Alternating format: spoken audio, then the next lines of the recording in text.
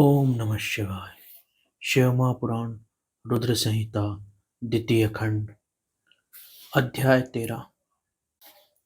ब्रह्मा जी की आज्ञा से दक्ष द्वारा स्त्री पुरुष के संयोग से होने वाली सृष्टि का आरंभ करना, अपने पुत्र हर्षवों और शबलश्वों को निवृत्ति मार्ग में भेजने के कारण दक्ष को नारद जी को श्राप देना, इन प्रसंगों का अध्ययन हम इस अध्याय में करेंगे।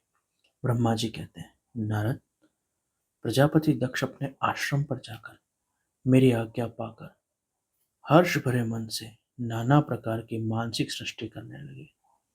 उस प्रजा सृष्टि को बढ़ती हुई न देखकर प्रजापति दक्ष अपने पिता मुझ ब्रह्मा से कहने लगे।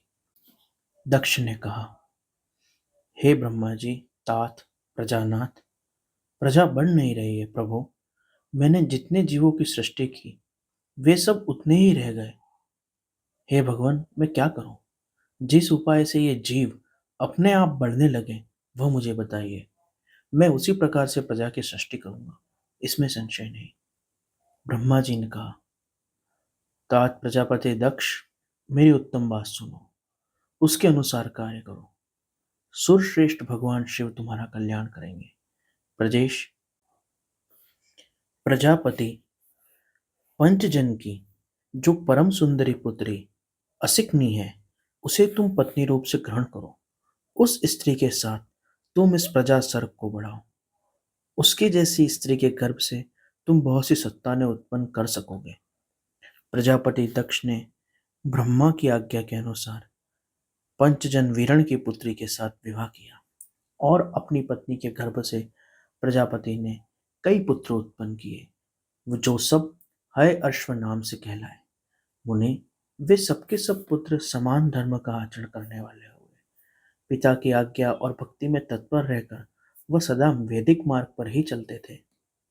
एक समय पिता ने उन्हें प्रजा की सृष्टि करने का आदेश दिया। तात, तब वे सभी दक्षायन नामधारी पुत्र सृष्टि के उद्देश्य से तपस्या करने के लिए पश्चिम दिशा की ओर गए। वहां नारायण सर नामक एक पावन तीर्थ है। वहां दिव्य सिंधु नद और समुद्र का संगम हुआ है। उस तीर्थ जल का निकट से ही स्पर्श करने पर उनका अंतकरण शुद्ध हो गया, ज्ञान संपन्न हो गया। उनकी आंतरिक मल राशि धुल गई और वे परमहंस धर्म में स्थित हो गए। दक्ष के वे सभी पुत्र पिता के आदेश से बंधे हुए थे, अतः मन को सुस्थिर करके वह प्रजा की वृद्धि के लिए वहां तप करने लगे।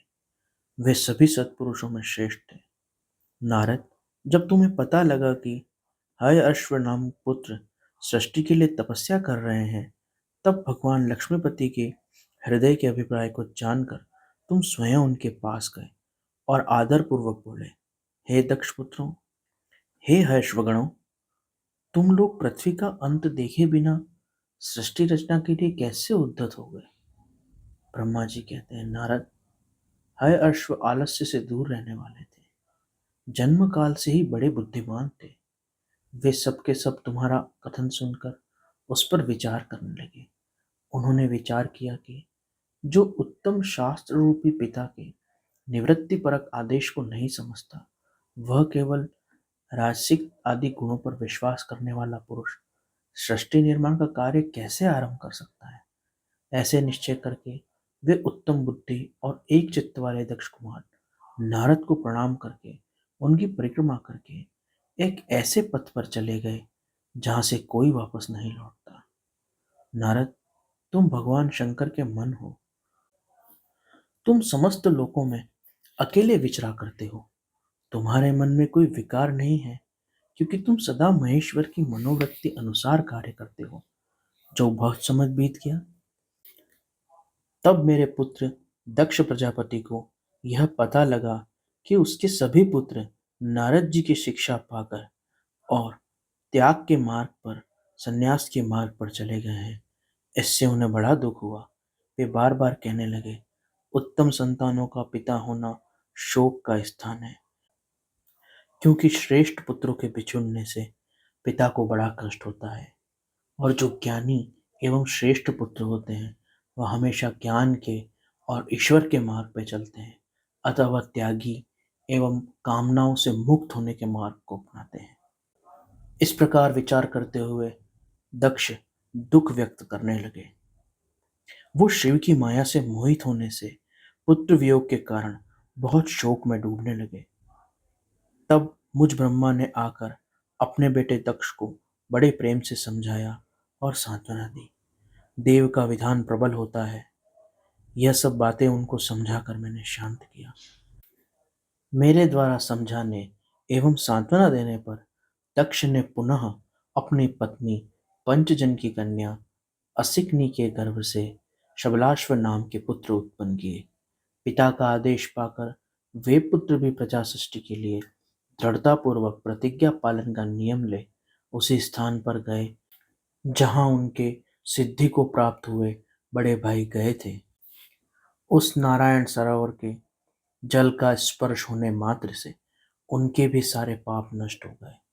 उनका भी अंतकरण शुद्ध हो गया और वे उत्तम व्रत के पालक शबलाश्व प्रणव का जप करने लगे और वहां बड़ी भारी तपस्या करने लगे। उन्हें प्रजा सृष्टि के लिए उद्यत जान तुम पुनः पहले की भांति ईश्वरीय गति का स्मरण करते हुए उनके पास गए और उन्हें वही बातें समझाई जो पहले उनके बड़े भाइयों को तुम समझा चुके थे। उन्हें तुम्हारा दर्शन अमोघ है, इसलिए तुमने उनको भी भाइयों का ही मार्ग दिखाया। अतः वही भाइयों के ही पथ पर ऊर्ध्व गति को प्राप्त हुए। उस समय प्रजापति दक्ष को बहुत ही उत्पात दिखाई दिए।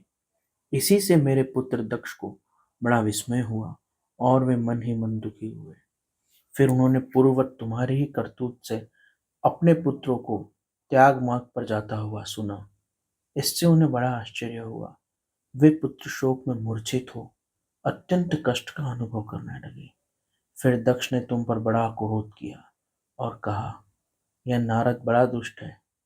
देववश उसी समय तुम दक्ष पर अनुग्रह करने के लिए वहां आ पहुंचे। तुम्हें देखते ही शोक और आवेश से युक्त दक्ष के होंठ फटकने लगे। तुम्हें सामने पाकर वे धिक्कारने लगे और निंदा करने लगे। दक्ष ने कहा, ओ नीच, तुमने यह क्या किया? तुमने झूठ मूठ साधुओं का बाना पहन रखा है। इसी के द्वारा ठग कर हमारे भोले भाले बालकों को तुमने भिक्षुओं का मार्ग दिखा दिया। यह अच्छा नहीं किया। तुम निर्दयी हो और शठ हो। इसलिए तुमने हमारे बालकों को, जो अभी ऋषि ऋण, देव ऋण, पितृ ऋण से मुक्त नहीं हो पाए थे, उनके लोक और परलोक और श्रेय का नाश कर डाला। जो पुरुष इन तीन ऋणों को उतारे बिना मोक्ष की इच्छा से माता पिता को त्याग कर घर से निकल जाता है, सन्यासी हो जाता है, वह अधोगति को प्राप्त होता है। तुम निर्दयी और बड़े निर्लज्ज हो। बच्चों की बुद्धि में भेद पैदा करने वाले हो और अपने सुयश को स्वयं ही नष्ट कर रहे हो। मूढ़मते, तुम भगवान विष्णु के पार्षदों में व्यर्थ ही घूमते फिरते हो। अधमाधम, तुमने बारंबार मेरा अमंगल किया है। अतः आज से तीनों लोकों में विचरते हुए तुम्हारा पैर कहीं स्थिर नहीं रहेगा, अथवा कहीं भी तुम्हें ठहरने के लिए सुस्थिर ठौर ठिकाना नहीं मिलेगा। नारद, यद्यपि तुम साधु पुरुषों द्वारा सम्मानित हो, तथापि उस समय दक्ष ने शोकवश तुम्हें वैसा शाप दे दिया। वे ईश्वर की इच्छा को नहीं समझ सके। शिव की माया ने उन्हें अत्यंत मोहित कर दिया था। मुने, तुमने उस शाप को चुपचाप ग्रहण कर लिया और अपने चित्त में विकार नहीं आने दिया। यही ब्रह्म भाव है।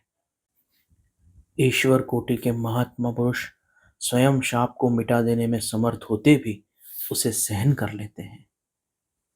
इस प्रकार श्री शिव महापुराण रुद्र संहिता द्वितीय खंड अध्याय 13वां यहाँ संपूर्ण हुआ। शेष अगले अंक में। ओम नमः शिवाय।